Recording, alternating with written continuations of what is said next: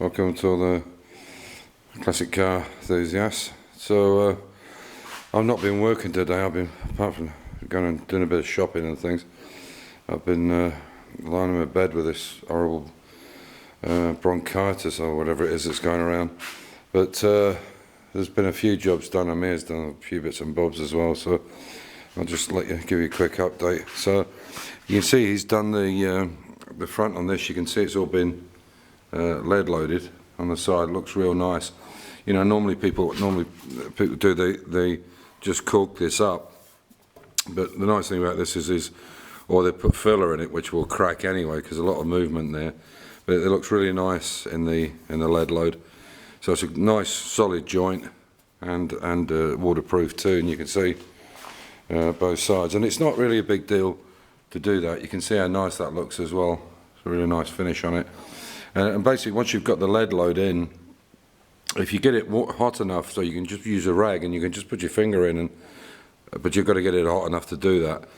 And the same up here on the wings. People put silicone in there or whatever.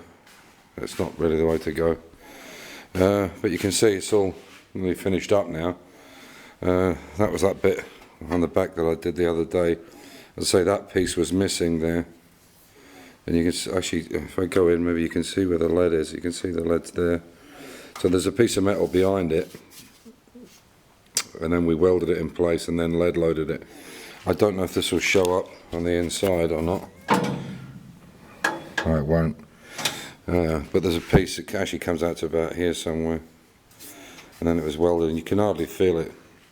So a really nice patch on it. So yeah, so now the plan is with this is we'll get this one and the other one sandblasted. You can see I've taken the decals off it. I think it's the way to go because there's so many areas where I'm just not sure about, even though the whole front is new. At the back I just don't know how much filler's in it, and I don't want to start rubbing it down then find it. I'm going to go back to bare metal and then we'll start again. So another update on Friday. I'm going to Czechia, as I think I've been telling you, to get all the 2 XK 150s blasted.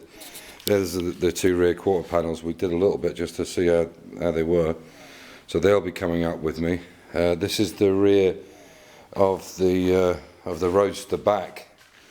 And if you're wondering what these are, we had to take it. There's a strengthening brace that goes across there. You can see where it was here, where it was actually spot welded.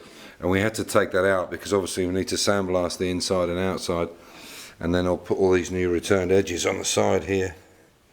But we put these bars across because it was very flimsy and it could easily entrance it. So we put these in just to give it a bit of rigidity. Yeah, so it's a lot more stronger like that. They're only in their temporary braces just to stop it, because it does, you know, could easily bend. And that was the reason that we put them in. So you can see that's a lot stronger than. Hang on, I'll put this up so you can see it. And you can see.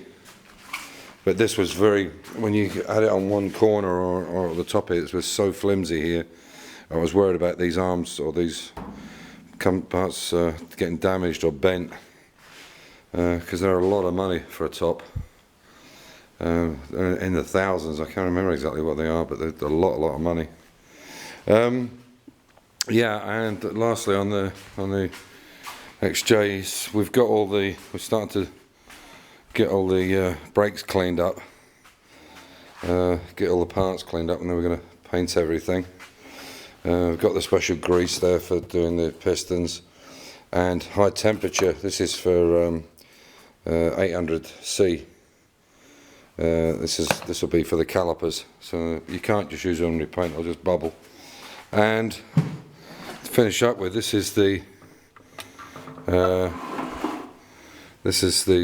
radius arms that we put in it. Now I'm not sure, I didn't put these in, but it's only done 8,000 since these have been put in. Strangely enough, on the E-Type, these should be front to back, not left to right. It should be forward and aft. But maybe they're a different style. These are not like the same. But anyway, well, what happened was when we eventually got these off, you can see the cups are brand new.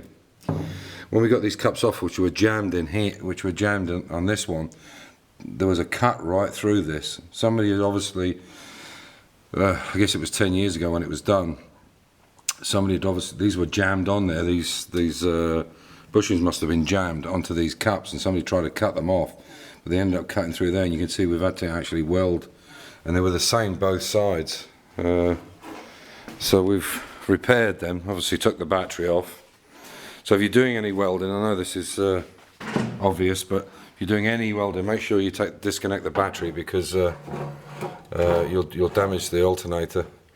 And you can see here it's the same thing. We had to weld in there because it was cut through. And you can see there he's cleaned up and copper coated the fuel line, but he cleaned it first, and you can see it. So, and you can see up the back there, he just started cleaning it today just to see what it was like. And all that oil obviously has come from the drive pinion, but we're going to clean all that up for him. But the chassis, everything's in good condition, so he's going to clean all this up.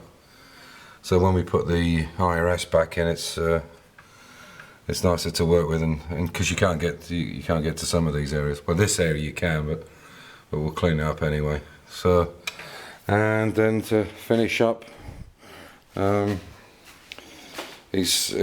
cleaned up these, or he's cleaned up these bottom arms, these trunnion arms, or they're for the lower control arms for the IRS. So he's cleaned all them up and got everything ready to go onto it.